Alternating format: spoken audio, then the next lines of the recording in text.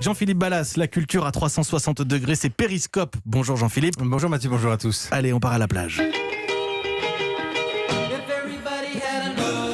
Les Beach Boys ce matin pour vous raconter cette exposition en ce moment au musée d'Aquitaine à Bordeaux. Ça s'appelle La Déferlante Surf, Jean-Philippe. Et je vous présente l'un de mes héros, l'un des tout premiers à avoir chassé la vague sur les côtes françaises. C'est Joël de René. Vous connaissez le scientifique, le vulgarisateur. Vous savez peut-être moins qu'à la fin des années 50, il est aussi un jeune homme féru de glisse qui croise un jour la route d'un Américain sur une plage d'Atlantique.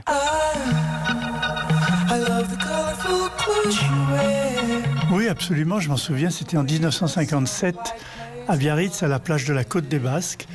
J'ai des amis qui habitaient là qui m'ont dit qu'ils avaient vu un type debout sur une vague. Il fallait absolument que je le rencontre. J'ai pris mon Solex.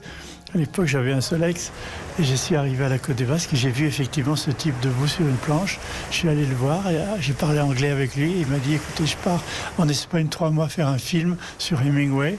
Je vous laisse ma planche. Donc ça a commencé comme ça. Exactement.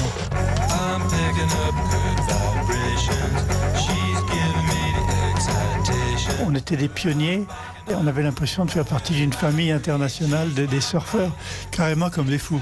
Même si les Basques avaient l'habitude de prendre des vagues, comme on dit, avec des canoës ou à plat ventre, avec des matelas, nous, avec nos planches spéciales faites pour ça, on nous prenait pour des dingues. Elle était comment votre planche à vous ? Ma planche, elle était la première que j'ai eue de Peter Wirtel. Elle était en balsa, c'est-à-dire en bois très léger, peinte avec des rayures rouges et vertes. Je l'avais appelée Jomi, pour une raison que je ne peux pas expliquer. C'était le nom d'une copine de l'époque.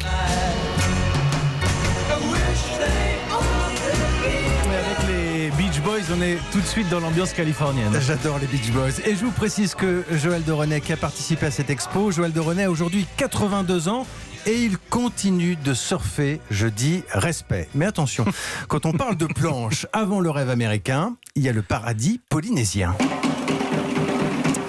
Et oui, on change d'ambiance parce que c'est là-bas qu'est né le surf il y a fort longtemps. On le voit aussi au musée d'Aquitaine.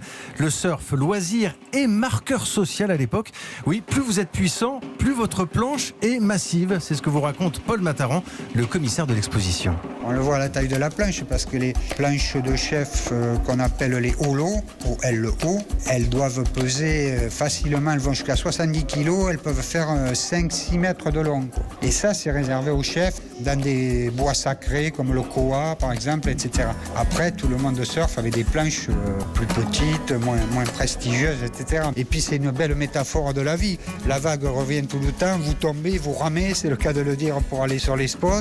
Et puis vous vous relevez et vous recommencez. Et ça fait partie de la liberté, de la grandeur de l'être humain, quelque part.